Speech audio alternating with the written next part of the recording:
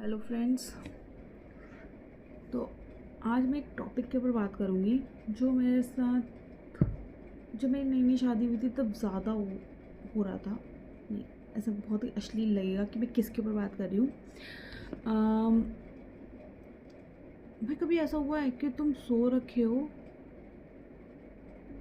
और तुम उठे भी हो तो तुम्हें ऐसा लग रहा है कि तुम्हारे रूम में कोई है जबकि तुम घर पे अकेले हो। और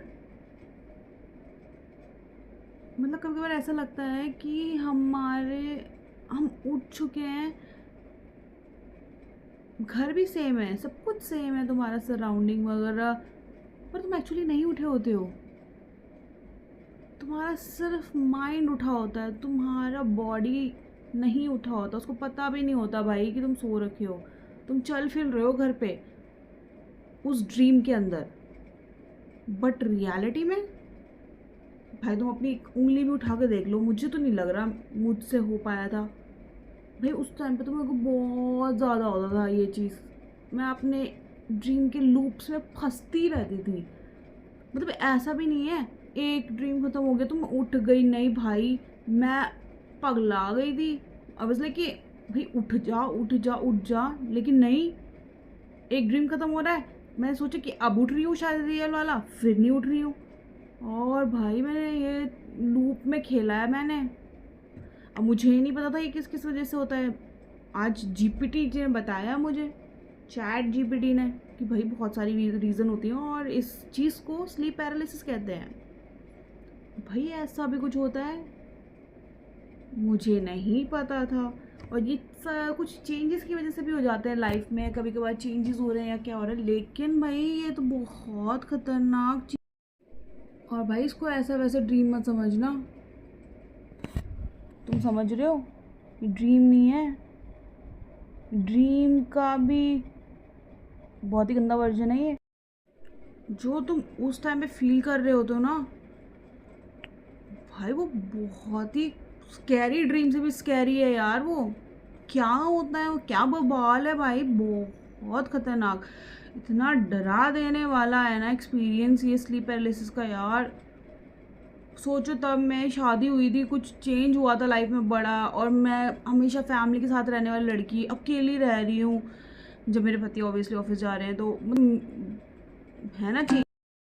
मतलब तुम खुद ही सोचो, मतलब मुझे तो ऐसे ही लग रहा कि मेरी लाइफ में तो यही चेंज था कि भाई मैं पहले परिवार के साथ रहती थी, अब मैं एकदम से अकेले रह रही हूँ, और वो भी अलग शहर है, आसपास में कोई जानने वाला नहीं है, और मोस्टली टाइम मैं सो ही जाती थी। तो जितना ज़्यादा सोती हूँ उतना ज़्यादा हो रहा था, may be day time sleeping की वजह से हो रहा था, पर ये मुझे दिन में होता था, रात को नहीं होता था। और जैसे मेरा पति ऑफिस चला गया, मैं क्या करूँ, सो जाती थी भाई। बहुत ही गंदा हो जाता था यार उस टाइम पे तो।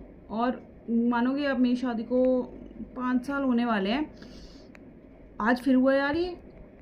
और आज तो बहुत ज़्यादा, पहले से भी मुझे ऐसा लग रहा है बहुत ज़्यादा खतरनाक वाला ही हो गया, क्योंकि आज मुझे पता था कि मैं स्लीप साइकिल के अंदर फंस चुकी हूँ अपनी। आज मैंने ये रियलाइज़ किया और मैंने ऐसे करके आंखें खोलने की कोशिश करी भाई, नहीं खुल रही थी। रियल बॉडी को तो मुझे लगता भी नहीं कुछ पता चला होगा, बट जो मैं सोच सपने में थी ना भाई, भाई एक तितली पकड़ी, तितली तितर बितर हो गई। कपड़ों का पहाड़ था मेरे बेड के ऊपर, उनको ऐसे करके टटका रही हूँ, इतनी मिट्टी निकल रही है भाई कि जैसे मैं डस्ट हाउस में रह रही हूँ। और ऐसा लग रहा है कोई है कमरे में। मेड आ रखी है मेरे का काम करने के लिए भाई सपने में, और वो मेड मैंने देखी भी नहीं है कभी जिंदगी में। बहुत ही अजीब था यार, बहुत ही अलग था। तुम्हारे साथ भी हुआ है क्या? ये इसलिए भी होता है क्योंकि